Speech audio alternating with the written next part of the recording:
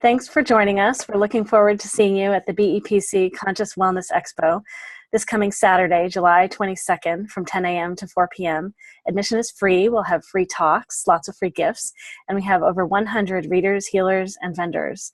Today we're interviewing Ray Couture. He's going to share with us what he does, and he'll share a tip at the end as well. So Ray, what is it that you do? Share with us. What will you be sharing with them?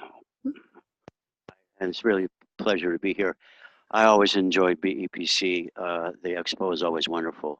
My expertise is 49 years of astrological practice along the lines of humanistic astrology, where the center of attention is the human being, as opposed to the kinds of things that may or may not happen to that human being, and is a lot more focused in the sense of like this being able to help a person understand that occur in their life and what is the deepest, best, most powerful response they can have in terms of using those circumstances and situations as a catapult for their growth rather than something to be afraid of or to walk away from.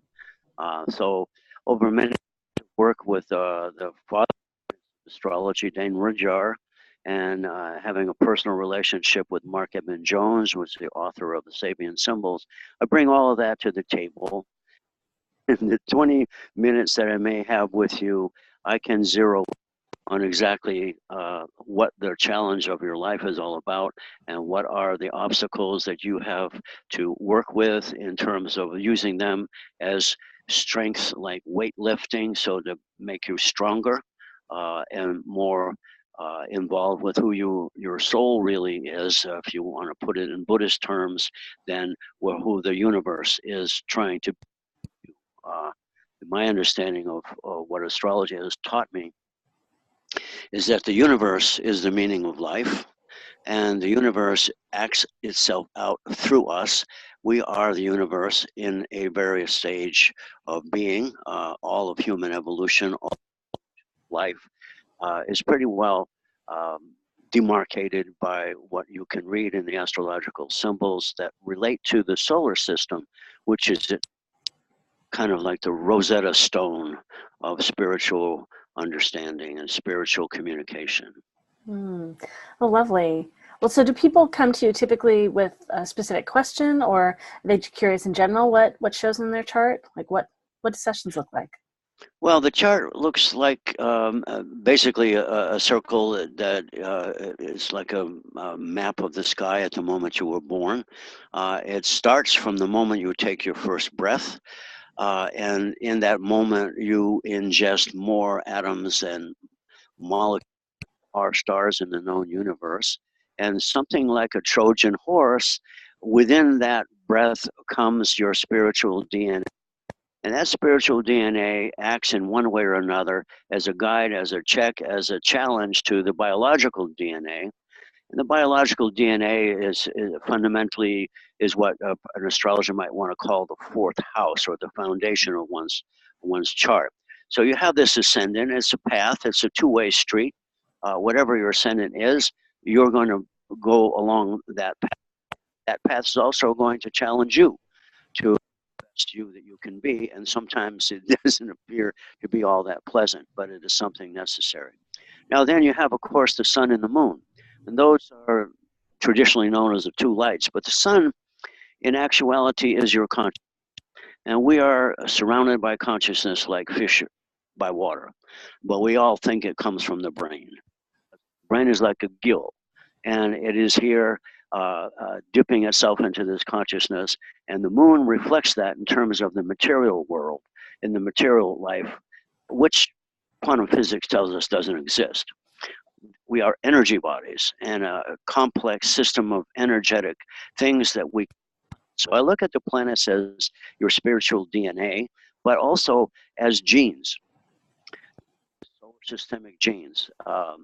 Like Jupiter, for instance, is a gene that if you are, depending on where it is asking you to take a look as though from above, to be a witness to whatever. If it's in Libra, be a witness to how you relate. If it's in Capricorn, be a witness to how you limit yourself. If it's in Aquarius, be a witness to how you are directing the changes that are going on in your life, and so forth, in the very simplest terms. Hmm. Fascinating.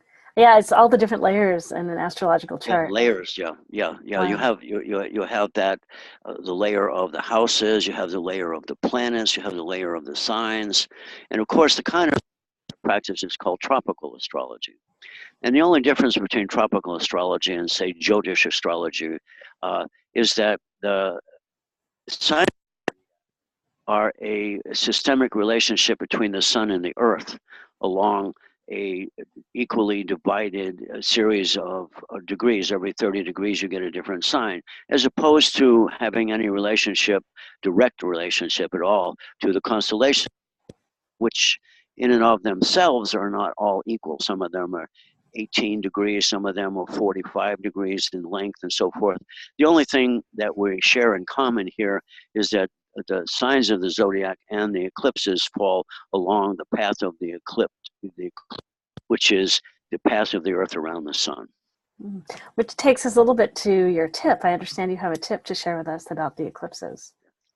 The eclipses. Yeah. Well, first of all, a solar eclipse is something that differentiates or delineates, rather, a 20-year cycle. This eclipse coming up in near August is at the 29th degree of Leo. Now, Leo has a lot to do with one's sense of creativity.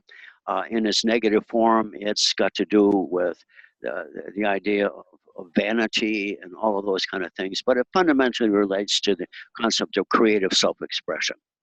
And creative self-expression can only come from an individual who feels and is clear and valid within themselves, and what comes from them is validly coming from them, not just something like a parrot repeating a line that they heard somewhere along.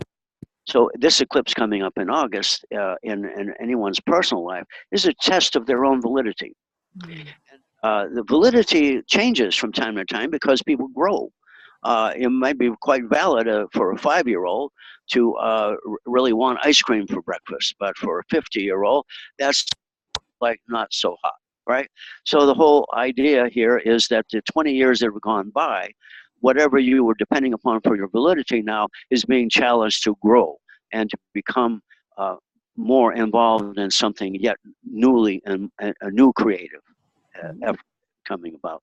But preceding that, there's this moon in Aquarius that is eclipsed at something like 15 degrees or of Aquarius, and the moon represents the deepest part of an individual from the Judeo-Christian level. It's the soul. In Buddhism, it's the universe. It's life itself, which explains why in Buddhism there is no self, because all self is what we all are. We're all manifestations, and astrology really corroborates that in many ways, because every one of us are the solar systemic reality expressing itself in its various forms. Like you and I, for instance, are two versions of what the solar system manifested at any given time, but it's still the solar system.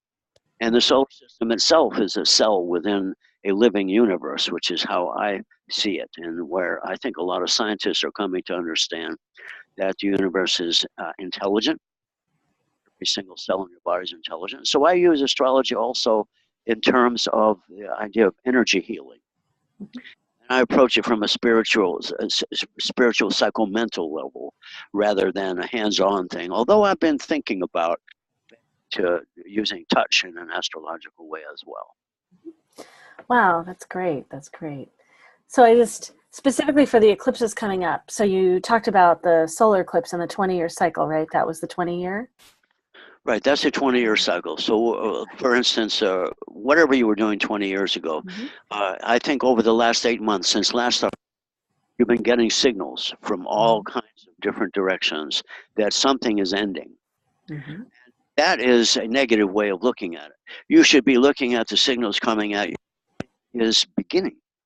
Something wants to be born. As in Leonard Cohen's song, Dance Me to the End of Love, waiting for all the children to be born, all the new ideas and the new possibilities that are waiting to be born. They require you to believe in them, and that requires you to believe in yourself. And that is what the whole idea of Leo sun is in its the eclipse. But the moon eclipse in Aquarius, because this has not only spiritual but social political ramifications that will affect, because Aquarius represents revolutionary change, whether it's an individual basis or a political basis or a national basis or in some kind of way. So the moon in mundane astrology represents the people of a country. And the people are in the mood for some kind of resolution and change to what is going on. And coincidentally, the eclipse is on Donald Trump's ascendant, almost to the degree. So I guess that's all you really need to say about that. You can just read it in the papers every day. And I also put out each month an astrological, whatever it is, once a month. I'm sorry, what is it that you say you have out every month? I put out an astrological perspectives on YouTube, and it's also on my website, and so forth. And if people join a mailing list, they can get a more personal connection with it and that kind of thing. That's great. Well, this is great. Well, thank you so much, Ray. So if you'd like to chat with Ray at the BEPC Consciousness Wellness Expo on July 22, come see us. It's open from 10 to 4. It's free. And in addition to Ray and myself, there'll be over 100 readers, healers, and vendors. We look forward to seeing you. We're in Kent at Kent Commons. The address is 525 4th Avenue North. We look forward to seeing you there. Thanks, Lorelei.